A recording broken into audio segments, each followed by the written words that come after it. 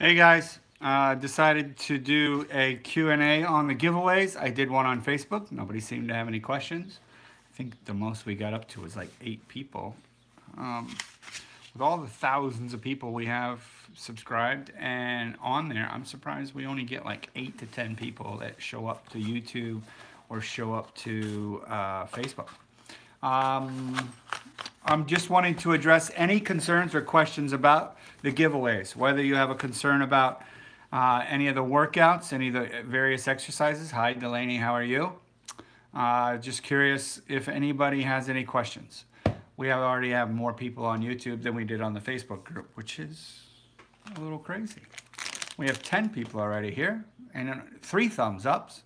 Hi, Kelly, how are you? All right, let's see what's going on. We have 4 thumbs ups, 5, and 11 people.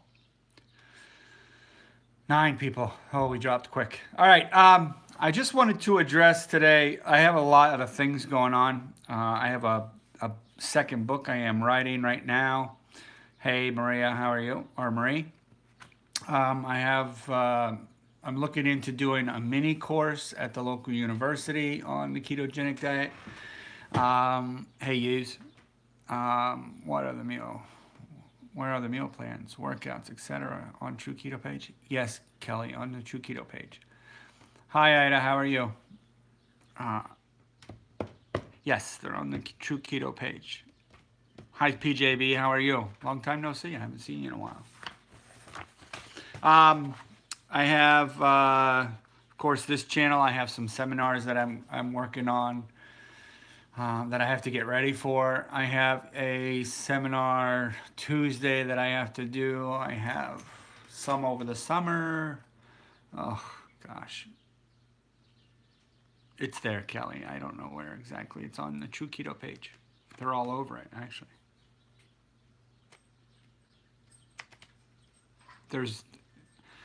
When you go onto a Facebook, there is an exact spot that they would be. You just have to go and look.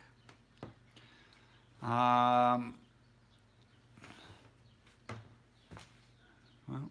Marie Harris retracted that one. I was about to read it, but she retracted it. Anybody got questions, concerns, comments?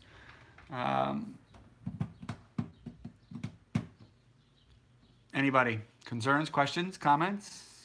Need to come to Louisiana and do a seminar. I would love to. I've always wanted to go to Louisiana. Hello, fellow keto enthusiasts. Hello, Scott Hollis. How are you? What is Scott Hollis up to today?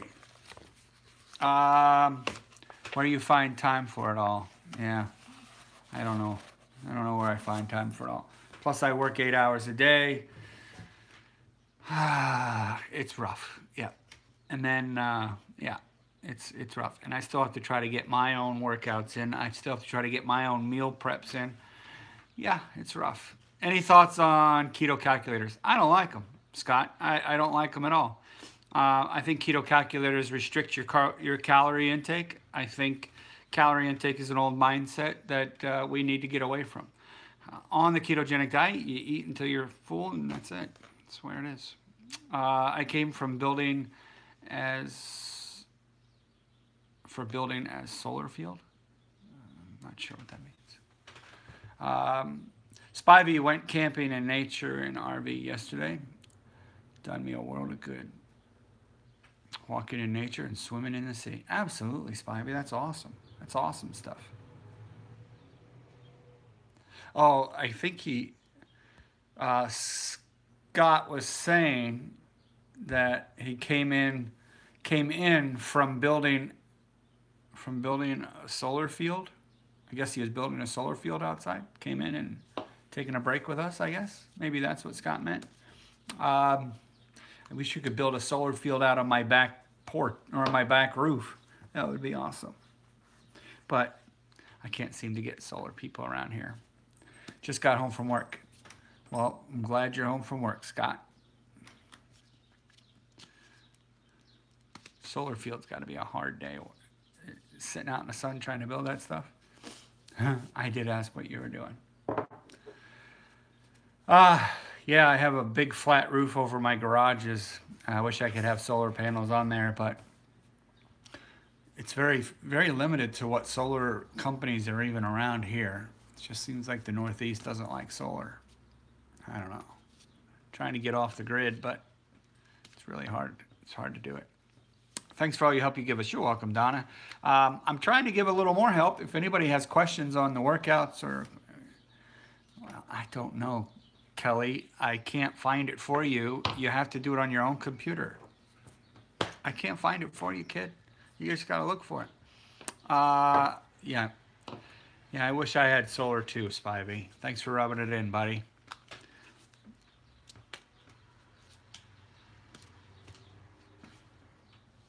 Any questions, concerns, comments? Anybody? Anybody want to talk about something else? Anybody have any concerns, complaints? Achievements. Anybody have any achievements that they want to talk about? Anybody hit their goal? Anybody find something new? What do you think about the carnivore diet? I hear people having some success with the carnivore diet, but here's my concern with the carnivore diet. Where's your fiber? We still need fiber. All right, we don't seem to get a lot of fiber. No, it's not under something else. It's all different pages. It's there, Kelly. You just have to find it, kid. I don't know what else to tell you. You just have to search and not just give up. It's there. Everybody else has found it, Kelly. You just got to find it, kid. I can't tell you exactly where it is because it's all different on everybody else's page. Hey, Derek. The carnivore diet doesn't have any fiber. The greens, I like the greens, which would be like all the different vitamins and stuff. I like vegetables, so I don't understand why somebody would want to just do the keto or the carnivore diet when the keto diet is actually healthier. The carnivore diet can be mixed with vegetables and made the keto diet. So eating vegetables is healthy. So there's no drawback to eating vegetables. It's always been out there. That's awesome. That's awesome. That's a great achievement. I think that's an awesome achievement. Yeah, so the carnivore diet, I don't see the point. I just don't see the point. I like meats, so I eat the meats. But thoughts on protein intake. I'm doing 1 gram per kilo of body weight and adding 60% more in fat. Yeah, the 1 gram per kilo of lean body mass is what I believe it's supposed to be. All right, of lean body mass, not of your whole entire body weight. So when you eat so many grams per meal, there's only so much that your body can actually absorb of protein. All right, so when you start to say you eat 30 or 40 grams of protein, your body's probably going to absorb the majority of that, okay? Roughly, if you eat 30, it's probably going to absorb maybe 25 grams. If you're eating 40, it's probably going to absorb maybe 30 to 35 grams of protein. Now, are you breaking down muscle fiber for the body to need that much protein?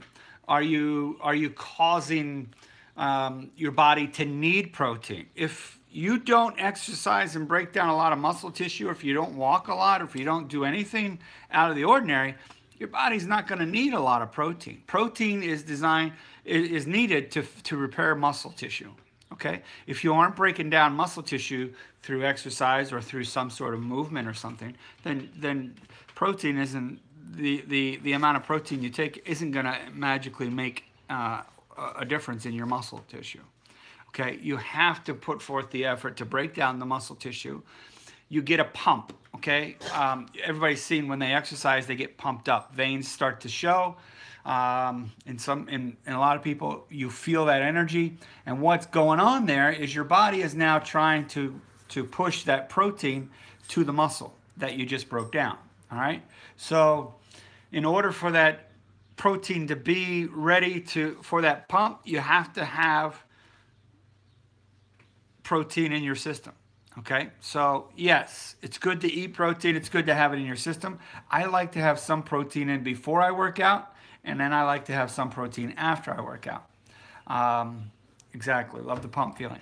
But you have to try to optimize that protein when you work out. If you're not working out, don't go eating so much protein, because that protein is just going to go to waste.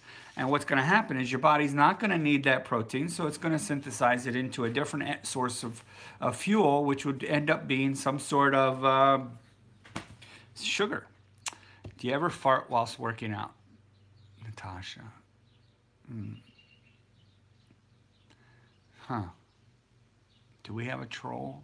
I think we have a troll. Poor Natasha has nothing better to do than troll. Anyway. Or maybe that's just her attempt at being funny. I don't know. Who knows?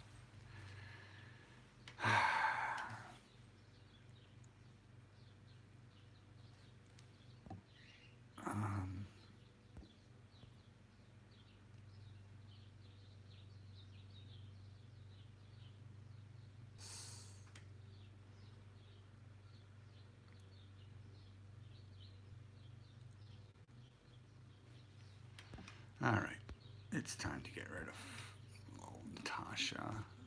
Goodbye, Natasha. Yeah. Bye, Natasha. Bye-bye. What a weird person. Yeah. Oh, well.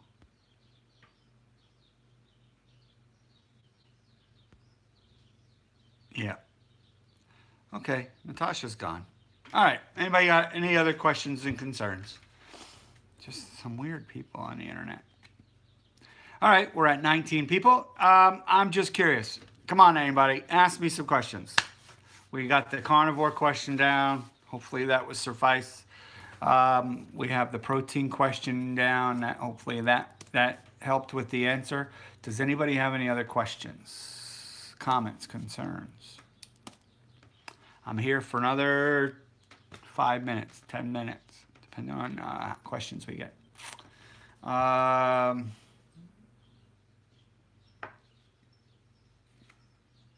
is going on today? Why do we have so many weirdos? So many weirdos today. Huh? What's going on? Yeah. Weird people. Trolls, trolls, trolls. Do you do intermittent fasting news? Yes. Yes, I do. And the reason I started doing intermittent fasting was because I started listening to Dr. Fung. I didn't like him at first. Is hydration vital? Yes. I'll do more on that in a second, Ida. Intermittent fasting, I see a lot of benefit to it. I see where the body, when you do fast, your body does have time to fix certain things, has more time and more energy to, instead of processing more food and more food and more food, your body has time to fix things, repair things, and move on and get things functional and working properly. So yes, when somebody is not well, which a lot of us aren't well, we have a lot of issues going on inside, outside. We have obesity. Obesity is an issue. We have fatty livers. We have fatty pancreas. We have a lot of issues going on. So does our body need time to fix these things? Absolutely it does. Is it always going to be able to fix it if we're constantly eating? Probably not. Because when a child is sick, a child knows not to eat. When a dog is sick, a dog knows when not to eat. As an adult, we tend not to do that. So I understand Dr. Fung's teaching, and I kind of agree with it. So what I do, we all kind of fast in a way anyway while we're asleep. We don't eat so much time before bed. We fast as we're asleep. We fast right before we go to sleep. And then when we wake up, we break that fast. Or some of us don't need that fast. And for me, cause for fatty liver, too many carbohydrates, too much sugar, too much excess fat. When the body has excess carbs, it stores fat. In the liver, it stores it in your muscles in the form of glycogen. And when it has excessive, it builds up and it's just a mess. Where are we at? Your workouts for beginners. How many reps per exercise would you suggest? How long for cardio? Also, I'm having a lot of heartburn. Any suggestions? Reduce your calcium, reduce your magnesium. Amanda, I think you're overdoing it on both.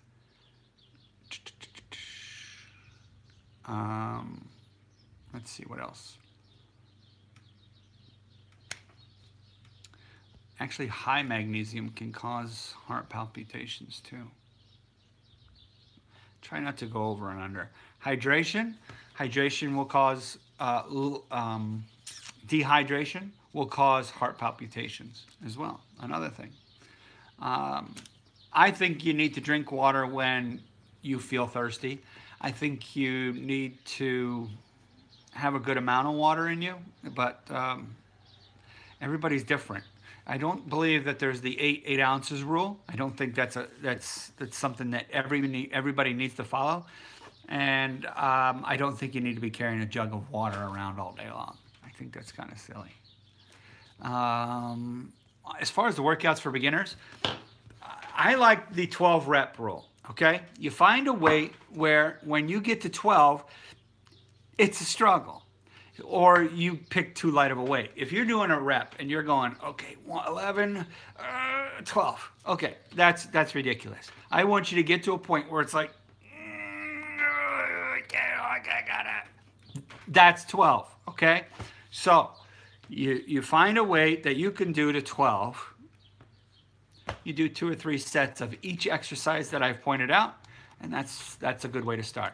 Dark urine, why? Dark urine, the reason for dark urine is when you're dehydrated, your kidneys have to try to flush out the toxins in your body. So what they'll do is they'll take the limited amount of water that you've been given it, and they'll flush it back through the body to remove all the toxins. And then the toxins will discolor that urine and make it look a darker and smellier color. And that's called dirty urine, okay, or dirty water, basically. If you drink more water, that the kidneys will actually push out more clear fluid.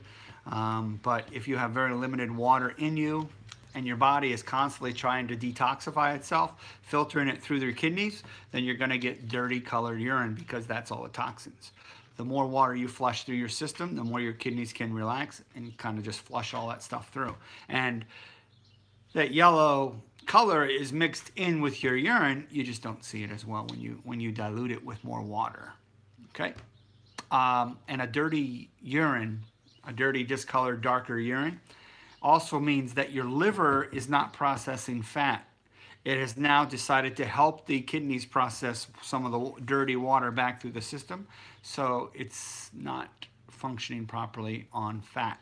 So the more hydrated you get, the more function you're going to get from your liver. The more ability your liver is going to help do some of the other things, like process fat for energy, create bile, filter things, and stuff like that. All right, other questions we got. I don't exercise. You should exercise a little bit. Everybody should, just a little. I have diverticulitis and came across intermittent fasting and keto. I feel my best when I stick to it, but I don't have a sweet tooth, or crave carbs. What can I do to overcome the sweet carb monster cravings? You have to fight it, Ida. You have to not eat sugar for a period of time. And that's going to include fake sweeteners. That's going to include anything that's sweet, fruits, anything that's going to trigger your sweet tooth craving, okay? Whether it's anything. You just can't do it. You can't do things that will trigger that for at least a month. A month, kid, a month. It's usually what it takes. 30 days is usually what it takes the body to adapt to a new program. Yep. Any type of thing you want to do, like get up at 4:30 in the morning, you do it for 30 days and your body gets used to it. If you take away, like I did here, if you take away sweeteners for 30 days, your body gets used to it and then you don't crave them anymore. If you take away carbohydrates out of your system for 30 days, your body doesn't crave them anymore. Okay? You can get your body used to just about anything if you do it for 30 days and you stay consistent. Any kind of consistency to the body. For instance, workouts. If you do a workout for 30 days, your body is going to crave that workout after that 30 days. And you're going to really want to do them instead of just say, well, I really have to do them. Okay? So once you push yourself for those 30 days and do your workouts, your body's going to like it and it's going to crave it. And you're going to be a gym addict. There's nothing wrong with that. Is it possible to gain muscle even though I'm 44 years old? Absolutely. Muscle knows no age. You can gain muscle at 90 years old. You just have to do it. You just have to exercise and do it properly. If you worked out once, you do it properly, you can gain muscle that day. But it depends on what you do the other 6 days. If all you do is lie around, no, you're not going to gain any muscle. You have to maintain some sort of activity. Okay? The reason the body grows muscle and develops muscle is because the body feels that that muscle is needed. If you tell the body, I need more muscle to lift this 200-pound cup every day, your body will develop muscles to lift this 200-pound cup every day. All right? I get it. Yeah. Now, Manuel, when you first started that construction job, or you see people that first start it, they get pretty sore the first couple days, okay? The lifting, the moving, the hammering, the carrying, you know, all the different stuff that they have. But their body will slowly adapt and get used to that. So what's going to happen is your body will tone up muscles that are needed for the job that you're trying to do. So let's see what else. Yep. I work out 3 days a week as far as lifting weights. And if you've seen my before and after from September and February, you'll see a difference in muscle. And that's only 3 times a week.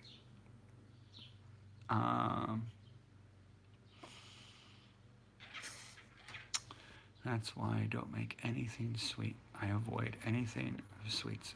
Very good, Martha. That's true. I used to lift when I was in my 20s. Only got a little bumpy, not buff. Well, you didn't have keto back then.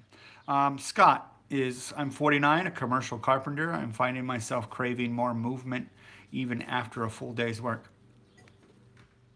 That's awesome right there. That's what I'm talking about, is what Scott just said.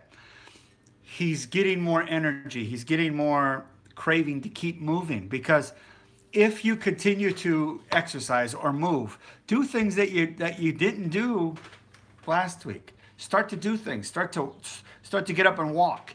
You know, every night you decide, okay, we're going to go for a walk every night for the next 30 days. Well, guess what? Every night after that, you're going to crave it. And you're going to want to walk, even though you're going to say, well, I don't want to walk tonight. But you're going to say, my body wants to walk. I want to do something. It's going to happen. Some of my muscles are larger than most. Yeah, Popeye forearms. Yeah, exactly.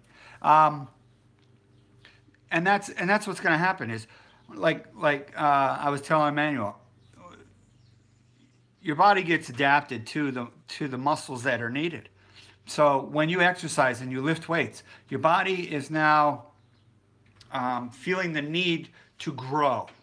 If you exercise and you don't push the body to need to develop muscles to lift heavier weights or anything, it's not going to grow the muscle.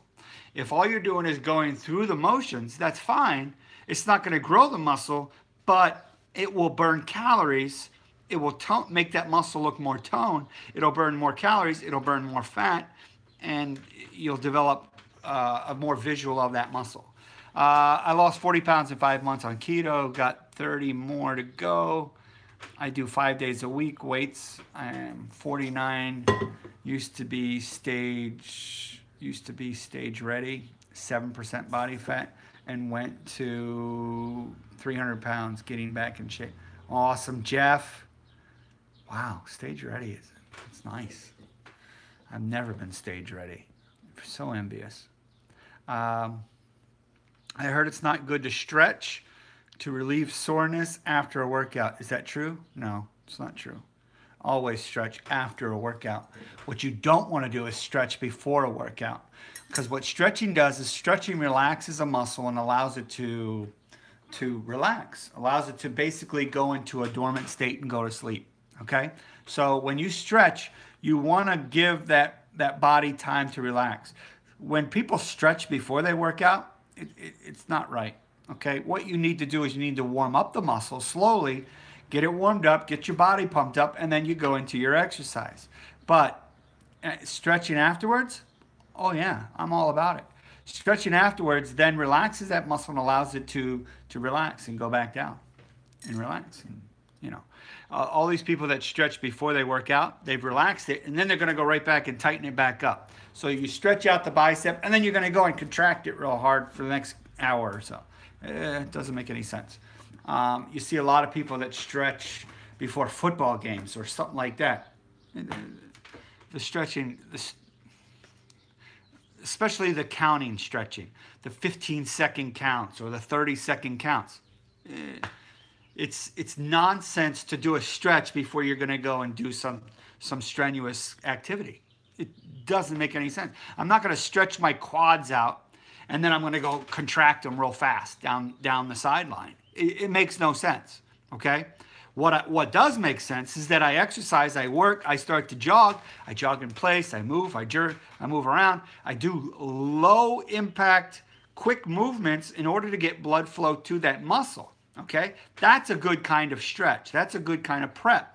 A lot of times if you go into the gym, you get onto the treadmill, you walk for about 15 minutes, you know, you get yourself pumping, you get the blood flow going in through your body, you're going to get blood flowing into the muscles. Then you're going to slowly go into your exercise program. Now say I'm going to go in and do chest, all right? Now I'm going to describe a chest exercise properly. All right, if you're doing a chest exercise, imagine yourself on a bench, all right? Now my back is on a bench and my scapulas or my shoulder blades, they're apart at the moment. What I want to do is I want to retract them. And that means I'm going to try to pull my shoulder blades together. All right. Now, as I pull my shoulder blades together like this, it's going to pull my deltoids, which are my shoulders, it's going to pull them back. And now as I pull them back, it's going to elevate my chest. Now, when I exercise, I want my chest to be the most forward muscle as I exercise. So now my shoulder blades are pulled back. My deltoids are dropped back. My shoulders are dropped back, okay? I now have the dumbbells in my hand. I keep those deltoids down, and then I focus on bringing my biceps together. I don't focus on, say, bringing the dumbbells together, because what I'm going to do is I'm going to have those shoulder blades always together throughout the entire movement. I'm going to keep them together.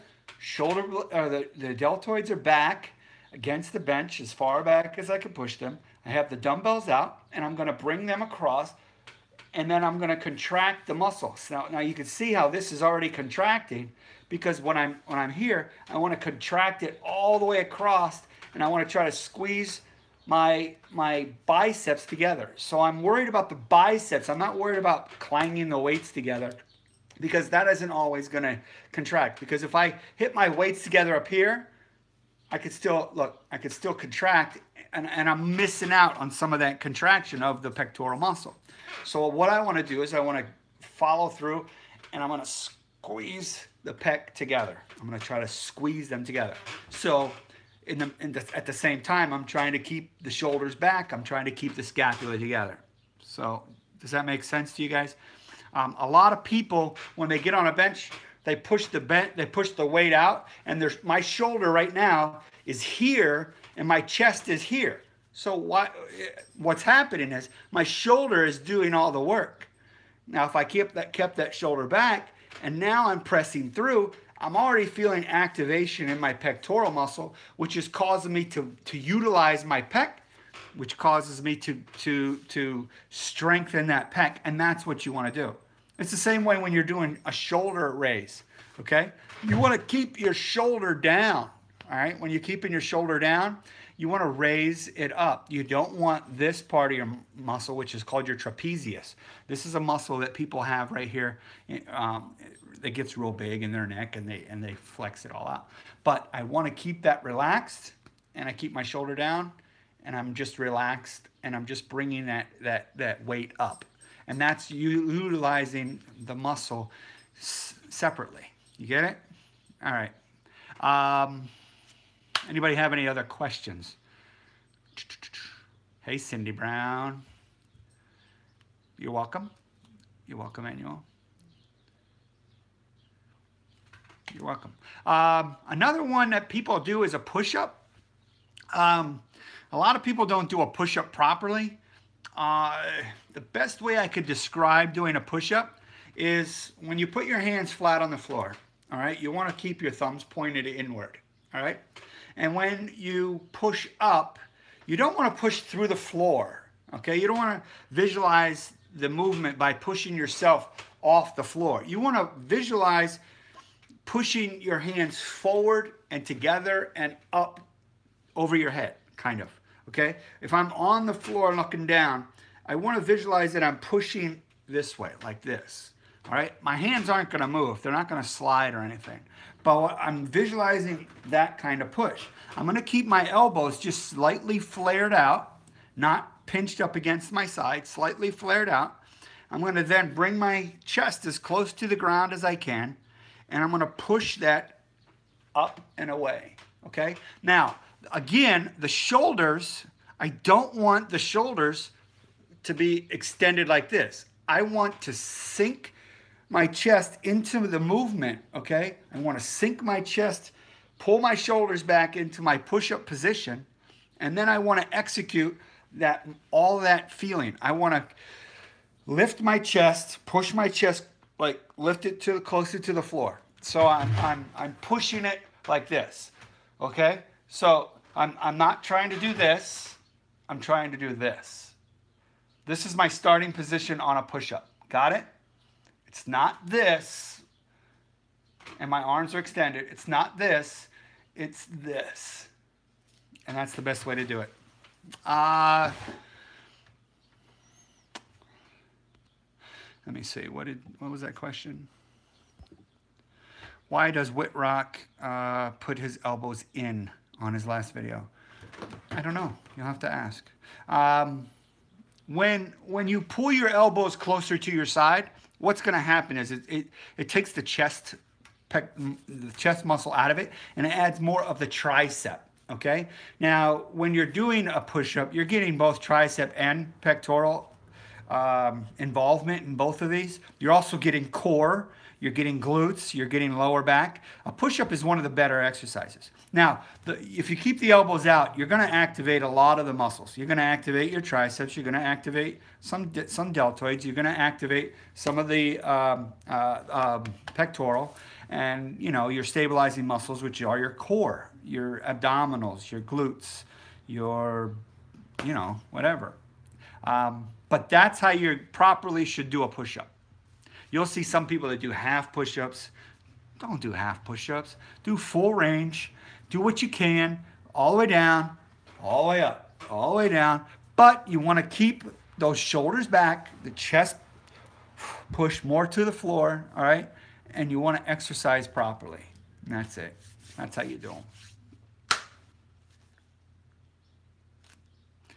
This is not, this is stuff that I used to teach all the time. So what I used to tell people was take a marker or a pen, put it between your shoulder blades and hold it there when you do a bench press, okay? You see a lot of people doing bench press with a bar, all right? Now, visualize me doing that with a bar, okay? Here's my bar, there's my motion. you get less activation from the pectoral with a bar, all right? This is why it's easier to do a chest exercise with dumbbells, because here's my motion with a bar, okay? There's my movement. You can see where my hand is flexing. That's the amount of exercise I'm getting with a bar, okay? Now, if I do it with a dumbbell, which I can bring all the way across, now that pectoral just contracted all the way. You see the difference in the contraction? All right, this is the bench. This is the ball. This is the dumbbell. Big difference in contraction. That's the difference. You just have to understand the basic kinesiology, the basic motion of the muscle in order to make your workout and your exercise work more properly for you. Your body, listen to this. This is what I've told people for decades. Your body is going to want to cheat on every exercise, okay? When you're pulling down weights, your body's going to jerk. When you're trying to push, you're going to try to jerk. When you're trying to curl, you're going to see those people that lean back, okay? You're going to see those people that don't allow the muscle to come all the way down or the bar to come all the way down. You're going to see ways that your body tries to cheat, and you just have to try to use what they call strict form. And if you use strict form, you're going to get better results. Okay? Thanks, Jeff. I appreciate it. Jeff could probably teach us a lot of working out right there. Okay?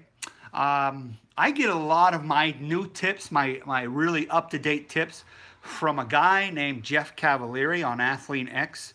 If you guys haven't checked his out, you're probably some of the only people on YouTube that haven't. Jeff Cavalieri will draw on his own arms and muscles and everything else. He's amazing. I love how he does an exercise called the lat pull down. He pulls the lat pull down. It's like doing a chin up, but he'll take one of them, one side, and pull it like all the way down. Come back down, pull all the way down, and he'll twist. Come down and pull it all the way down. I love that. I've tried it. It amazes me how much more contraction you get from your lat muscle, because your lat connects from your lower back all the way up to your arm here. That's where your lats connect. It connects actually to the front part of your arm. Your lat does. Okay. Any questions?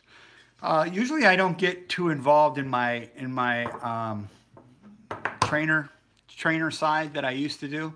I used to teach, I don't know if you guys, we talk about it sometimes, but I used to have baseball players. I've had baseball players that I had with great success. I had a baseball player named Neil Kotz, who went from 1 year just being a regular reliever out of the bullpen to being the Setup Man of the Year award in Major League Baseball the following year, the year that I had him, that I trained him. He had his breakout year.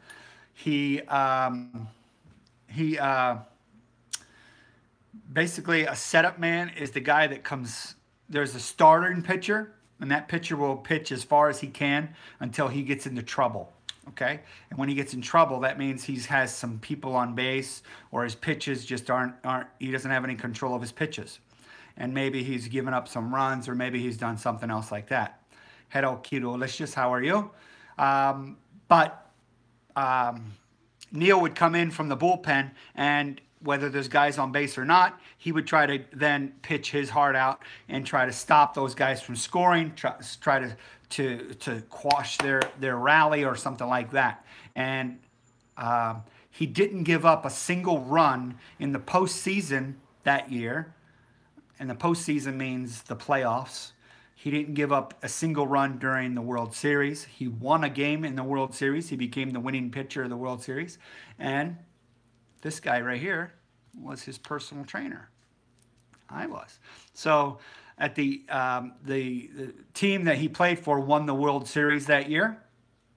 And he won the Setup Man of the Year award, which I was kind of proud of. And I'll always be proud of that. And then I think it was 5, 6, 7, 8 years later, he actually recommended his brother-in-law to call me from Arizona to get a workout and workout advice from, which made me happy. Yeah. What else we got going on here? I am passionate about that, Manuel, because that's what got me into fitness, is the idea that I could help other people, and so that when they work out and they exercise, that they can actually profit or benefit from the motion that they're doing. I see so many people do exercises that are wrong, and there's a lot of exercises out there that I cannot stand. All right, if you guys want to know some of the exercises I cannot stand, we're going to make this video a crazy video. Some of the exercises I cannot stand that I see people doing are: one, an upright row. It's horrible. It causes so much damage and issues. I don't like the leg extension. I could see the point of a leg extension if you're trying to make your quadriceps, which is the front muscles of your leg. I could understand that you're trying to make them look prettier, but there is no functionality in a leg extension. It doesn't benefit you doesn't perform you to walk better, run better, kick. Doesn't do anything for you. Okay, all it does is makes the definition in your quadriceps a little prettier. And I get that. So if that's what you're looking for, yes. But here's the problem. It also causes knee problems. So when you're trying to make something look pretty and you're causing a problem to the joint, sometimes it's not as beneficial as you might think. You really light up when you talk about exercising. Thanks, Mike. As of right now, I only lift with dumbbells. Great advice. Thank you. It really is. For me, it is turning gray. Yeah, thanks, Doug. It is getting gray here. I'm getting gray. Now, Doug, thanks for pointing that out, but if I shave, like usually I keep my 5 o'clock shadow at a stubble, you don't usually see all this gray. It's usually more like this darker stuff here. Yeah, but I'm only getting gray like right here and right here. It's weird. I get very little gray here, but I get more gray on this side. I am getting old. I'm almost in my 50s. I'll be closer to my 50s now. Claire Heyman says, Steve, I always seem to have achy knees, and is there anything you could tell me supplement-wise? It depends on what's causing your issue, Claire. What I suggest is that you try to exercise more. If you have aches and pains there, and it's just aches and pains, we're not talking severe pain or issues like that, but we're talking normal everyday aches and pains, exercise, walk a little bit, get the knee moving, and get it moving in a proper motion. You never want to exercise a knee, like say I'm doing a squat, all right? I never want my knee to bend forward of the toe. Like if this is my toe, my shin coming straight up right here, okay? I don't want my knee to come forward of my toe because that's going to cause stress on my knee. Same thing when I'm doing lunges, same thing when I'm doing squats, same thing if I'm, I don't know, other ways of things. I do a lot of spinning and stairs. What you have to worry about there, is Claire, is again, that knee coming too far forward of the toe, all right? You can put a lot of stress on the knee by doing those things. A lot of times the pedaling does push on the knee a little bit. So if what you have to do, and this is going to be, it may be difficult, but you have to lean back a little bit more. All right. When you lean back, you'll tend to push forward. All right. Pedaling, try maybe using a recumbent bike instead of an upright bike. A recumbent bike will allow the legs to actually come out in front of you instead of coming down and forcing that knee to go really far forward of your toe. It puts a lot of stress. Bicycling puts a lot of stress on people's knees. I like the idea that you get a lot of motion with the knee, but it does cause a lot of stress on the knee. And if you have bad knees, it's not always the best thing to do. You need to rehab the knee, get it stronger, and you will get it stronger. And then you can go back to biking, okay? Let's see, I missed some questions. If gray is a sign of wisdom, I must be a genius. There you go, Lee. I hear you. I'm going to go with that one, too. Manuel says, I got more gray than you. I had gray when I was a kid right here, and now I don't have any hair. I shaved most of it, but I don't have it anyway. Yeah. Thank you, Allie. Appreciate it. You look 52. Thanks, Doug. Doug, you're really on my happy list right now. I'm not 52. I don't look 52. I'm doing 50 kettlebell swings at night before bed. That might be excessive. If you're doing them in 10 rep increments, I get it. But doing 50, maybe you got too light of a weight. All right, where am I at? Stair climbing does stress the knees, just so you know, too. It really does, Claire. As I lose weight, I notice my hips seem really weak, like I'm just less stable walking. My doctor says it's from my body changes, but I hate it. Cindy, what it also is that you've relied on different muscles to stabilize yourself when you were heavier, all right? And now you're getting lighter and you're starting to use muscles that you hadn't used before because it's now easier for you to start becoming more active. So those muscles that you need to stabilize yourself within your hips will get stronger, okay? My suggestion is to do some box squats, which I've listed in that workout.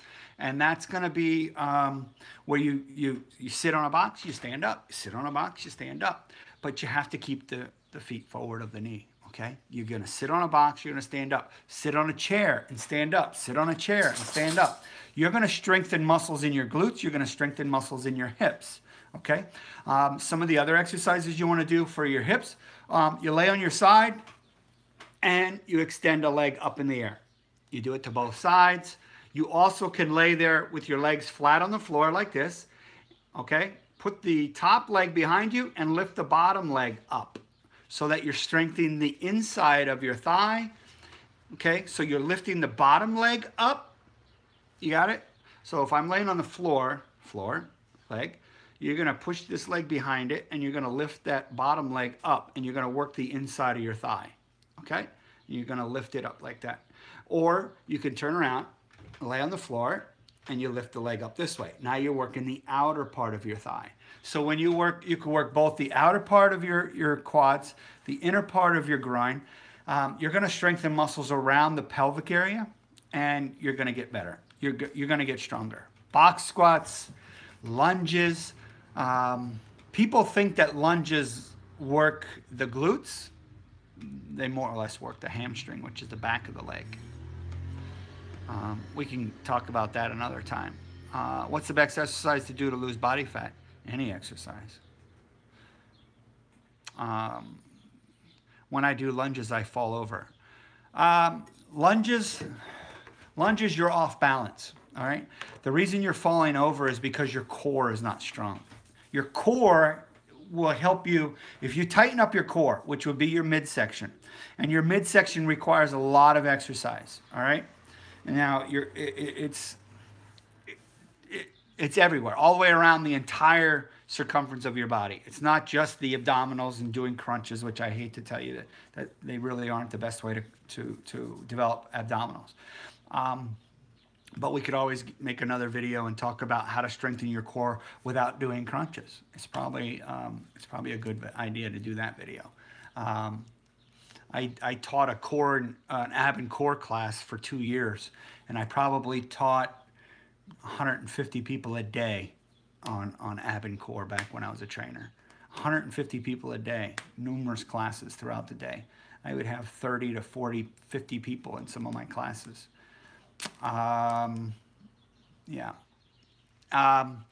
So balance, when you're doing exercises that like a lunge, which mean now your feet aren't there to stabilize you, so you're going to be a little bit off balance. What's going to happen is your core is going to tighten up, and your core is going to try to keep you stabilized and keep you from tilting left or right.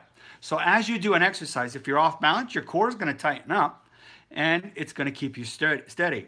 All right. Now, if your core is weak, you're not going to be able to steady yourself. You're going to fall to that one side, or you're going to fall to that other side. And that's the issue you're going to have. When you strengthen up your core by doing exercises like I recommended on the sheet, steam engines, which is when you keep the fingertips behind your head and you pump the knees up and you bring the elbows to the knees. What you're doing is you're contracting the abdominals, you're exercising the obliques, you're exercising the inferior, your serratus muscles, and obliques are two different parts to your oblique. You have one that runs this way, one that runs the opposite way. You have the lower back.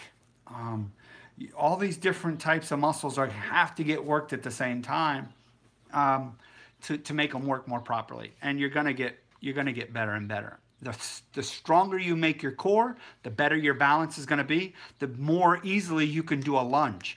But the lunge is supposed to work the hamstring, which are the muscles in the back of the thigh. Okay? Now, the reason people feel them in their butt is because your hamstring connects to your iliac crest, which is like your hip bone.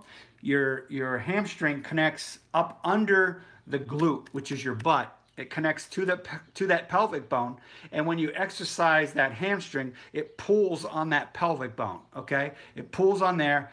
The tendons here tend to get a little sore underneath your butt, and you feel like your butt's sore, but it's really not your butt that's doing the exercise on a lunge. It's really your hamstring being stretched too much. That's all it is. Where are we at? I missed a couple questions maybe. Steve, do you need to do some pictures for some examples for a good workout? I do. I do need to do some pictures. I really do. And I have some. I don't know. Cindy, same 82 pounds down since September. Cindy, try the 2-day stall. Try and do the 2-day stall. I think I've got the same problem, Manuel said. What's the best exercise to do is live fat? Should I calm down with some cardio and do weights instead? Claire, yes. Weights will actually make your muscles look more developed than they will just by doing cardio. Weights will give you a better looking athletic body if that's what you're looking for. Weights will actually do that. Weights will not turn a woman to make her look like a man. Weights will actually define the figure of a woman more in a female way than a man gets when he's trying to develop his muscles in a manly way. It's just the way it works. If you watch when the gradual progression of a woman on doing exercise with weights, her figure actually gets more curves to it. She'll get more muscle, a little bit more muscle in her thighs and hips, but what it does is it'll shrink the thighs and hips because it's developing a tighter muscle. It's kind of hard to explain. You'll lose fat that a lot of women tend to carry in their thighs. They lose that fat, they get that curved shape to their thighs, and most people like it, I guess. I don't know. I don't have a preference on legs. I don't. We've all seen women in high heels. We've all seen guys with great legs, great calves. You know, I could look at a guy's calves and say, damn. You know, I could look at a woman's calves and say, damn. But it's, you know, when somebody works out, when their legs are that developed. It's just, you kind of know. So many lifters skip their legs. They don't work their legs. It's just, you're like, ugh. You know, I've seen so many people with great upper bodies development and then no legs at all. And you're just like, you're missing the whole point. You know, you're missing so much extra development. I will definitely try this, as I am really high fat body percentage, and even on keto, it's not hardly moving. Yeah, do the weights, Claire. Claire, have you seen my before and after pictures that I showed that were from that showed my September picture versus my my February picture, you need to check them out. Okay? Probably look on Keto Diet Going Gonzo Facebook page. I think I posted them there probably a while ago, but they're there. You'll see a big difference. When I was younger, I stopped going to the gym because I started to look too butch. Golly. Nobody probably thought you were going to be too butch. It's very, I'll tell you this right now, ladies. It is very hard for a woman to gain serious muscle mass to make her appear to look butch or manly because she does not have the ability to produce testosterone. Testosterone is what actually will develop a muscle and make it larger. Women don't have that. You don't have that ability unless you're taking a steroid, which most women don't do that. So when you exercise, you're going to get tone, you're going to get development, and you're going to get a physical shape to you. Well, you can't change the width of your shoulders, but it's like, for me, I have very wide shoulders as well. Very wide shoulders. It's just the way it is. For a man, I don't mind that, but I can understand the issue for a woman, sort of. You just imagine if you have that figure and then you have wide shoulders and then you narrow your waist down, and the smaller you make your waist, the more drastic that curve, hourglass figure will look. It's just my opinion. I don't know. Wide shoulders make you look like a swimmer. True. True. What else? What other questions we got?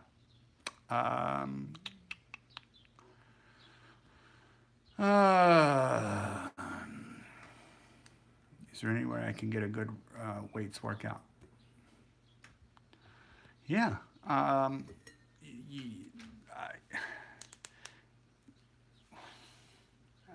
work on one for you, Claire. All right? Get in contact with me. We'll work out a nice little workout for you.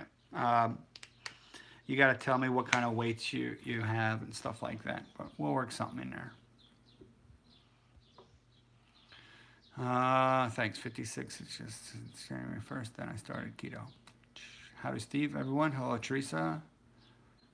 Definitely, yes, a core video, pictures. Yeah, I know. Good ideas. Thanks, Marie Harris. What's the best exercise to do? Lose fat. We already answered that one. When do lunges, I fall over. I get it.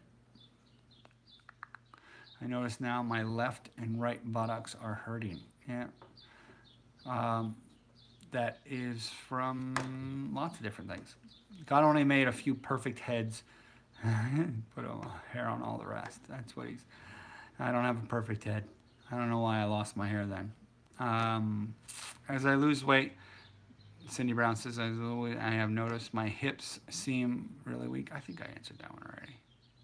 All right. I think that's everything I've gone through. See if I have any. I have access to a gym, so I have bands at home. Bands are great.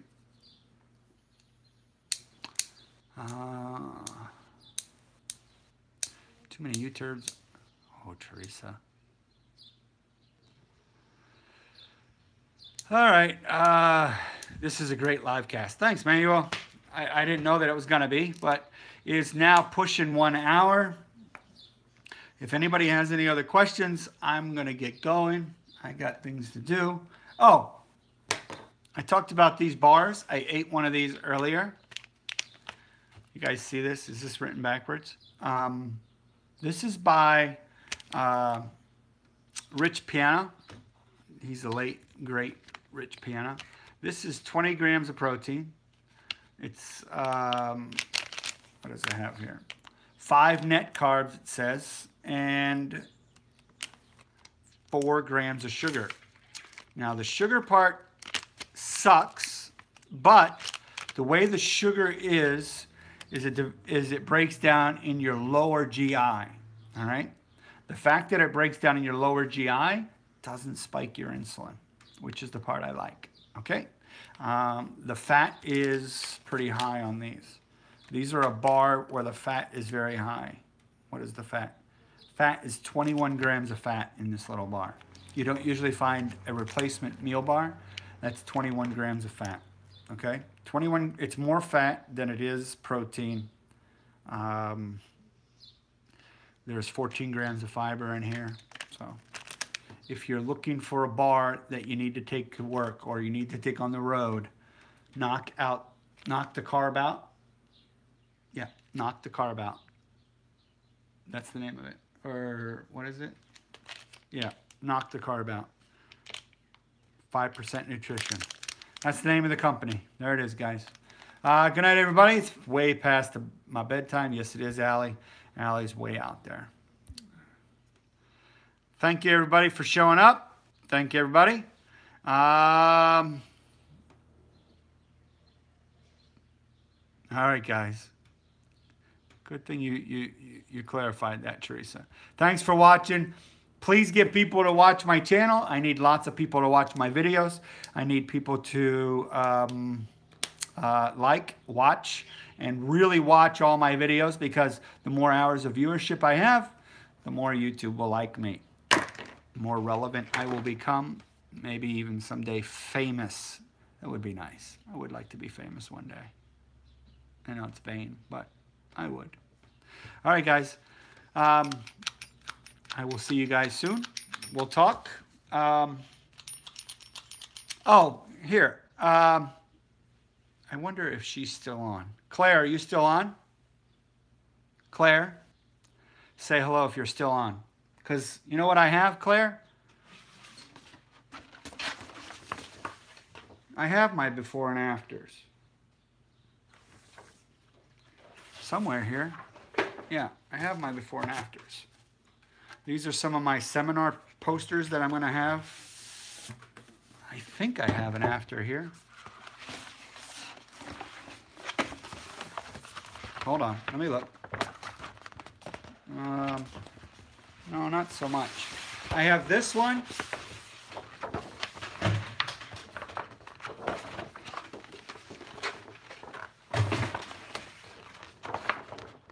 Can you see that? Anybody see that? Yeah. There's glares and stuff.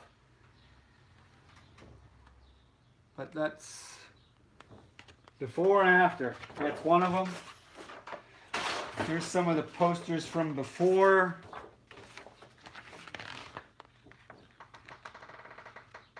Not so good. Not so pretty. Here's an after. Shows the shorts that I used to wear.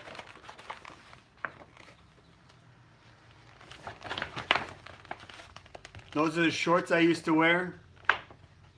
I know these glares suck, but you can see where I'm holding the shorts to one hip and extending them out to the other side.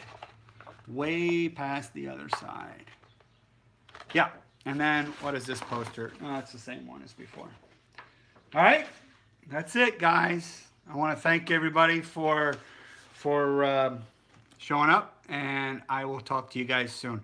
Thanks for everything. Hope you take my advice on a lot of the things that I give, because I try and take all the guesswork out.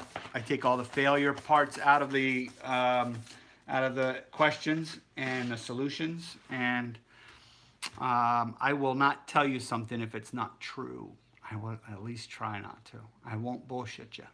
All right? All right, guys. Thanks for everything. We'll talk to you all soon. Have a great night, and we'll see you next time. And I am out. Let's see. How am I going to cancel this thing? It's not. Bye, guys.